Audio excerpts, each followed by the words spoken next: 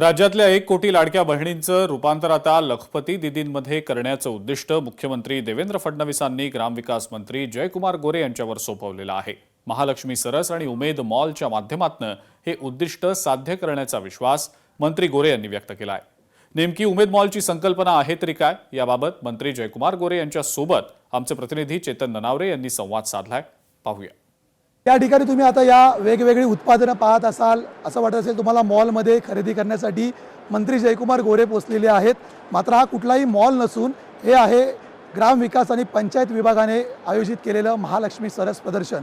अर्थातच महिला बचत गटांसाठी मोठी पर्वणी घेऊन हे महालक्ष्मी सरस या ठिकाणी आलेले आहेत आणि आता मोठ्या मोठ्या जे मॉल्स आहेत त्यांना धडकी भरवणारी एक बातमी आता आलेली आहे, ती म्हणजे मुख्यमंत्री देवेंद्र फडणवीस यांनी घोषणा केलेली आहे की उमेद मॉलच्या माध्यमातून आता 1 लाख उत्पादनं आहेत ती विकली जाणार आहेत आणि ती महिला बचत गटांची असतील।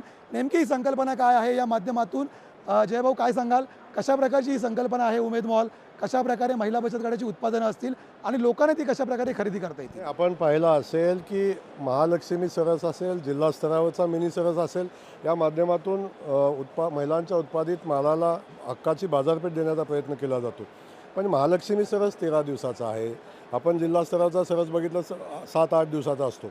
परंतु या मालाला त्यानंतर महिलांच्या मालाला बाजारपेठ उपलब्ध करून देण्यासाठी माननीय मुख्यमंत्री महोदयांच्या संकल्पनेतून उमेद मॉल ही संकल्पना आम्ही आणलेली आहे आणि आता महिलांना 12ही महिने स्वतःची हक्काची बाजारपेठ आपण उपलब्ध करून देण्याचा संकल्प केलेला आहे।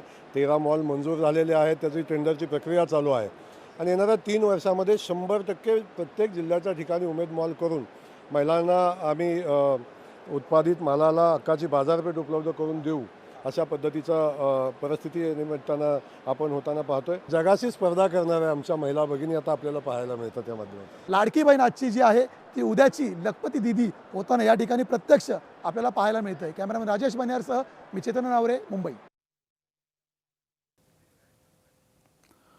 तर उमेद मॉलची नेमकी काय संकल्पना आहे ते आताच ग्रामविकास मंत्र्यांनी सांगितलेलं आहे। धन्यवाद। यानंतर यांचं स्वागत करावं।